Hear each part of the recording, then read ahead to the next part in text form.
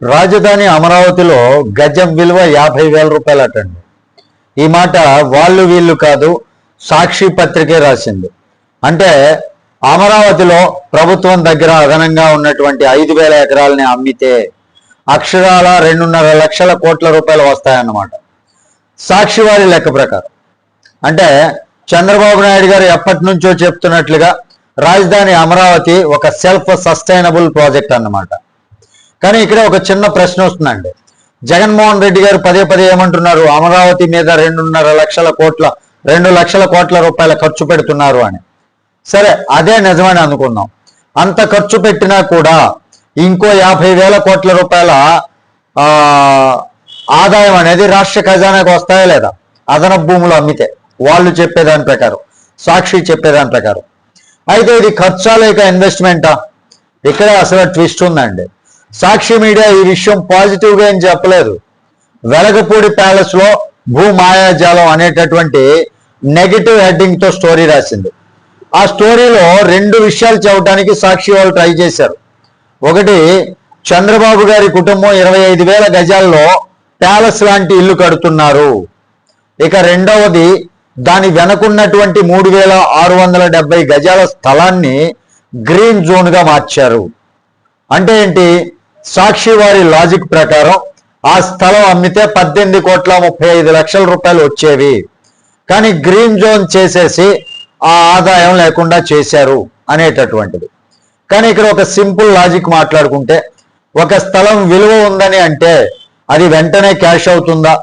అదే రోజుకి 5,000 ఎకరాలు అన్నీ అమ్ముడవుతాయా? రియల్ ఎస్టేట్లో ఎప్పుడు కూడా అలా జరగదండి. ప్రాంతం బట్టి రేటు మారుతుంది, డిమాండ్ బట్టి మారుతుంది, టైం బట్టి కూడా మారుతుంది. అంటే 50,000 రూపాయల గజం అనేది ఒక స్పాట్ విలువ కావచ్చు, కానీ మొత్తం అమరావతి అదే రేటు పెట్టడం అంటే కొంచెం ఓవర్ సింప్లిఫికేషన్ అని చెప్పుకోవచ్చు.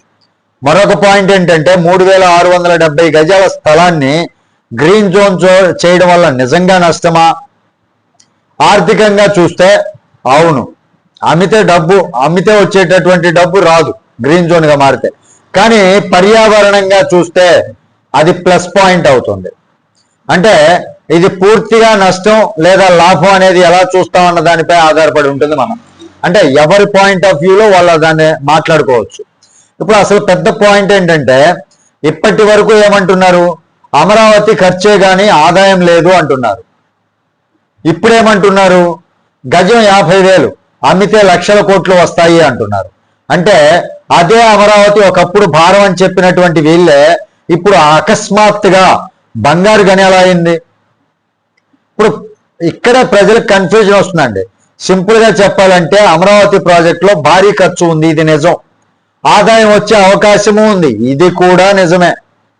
కానీ ఈ రెండింటినీ ఒకేసారి చూడాలి, ఒక్క వైపు కథతో కాదు. చివరిగా ఒక మాట మనం మాట్లాడుకుంటే, అమరావతి నిజంగానే సెల్ఫ్ సస్టైనబుల్ ప్రాజెక్ట్ అవుతుందా లేదా అన్నది ఒక స్టోరీతో కాదండి. కాలం, మార్కెట్, డెవలప్మెంట్ అన్నీ కలిపి నిర్ణయిస్తాయన్నమాట. అందుకే వినే ప్రతి లెక్కను నమ్మే ముందు ఒక్కసారి ఆలోచించండి. ఇదే నేను చెప్పేటటువంటి చివరి మాట. మరి దీనిపై మీ అభిప్రాయం ఏంటి అనేది కామెంట్ రూపంలో తెలియజేయండి. వీడియో నచ్చితే లైక్ చేయండి, ఛానల్కి సబ్స్క్రైబ్ చేసుకుని నన్ను కొంచెం సపోర్ట్ చేయండి. తిరిగి తర్వాత వీడియోతో మీ ముందుకు వస్తాను. అప్పటి వరకు సెలవు. జై హింద్.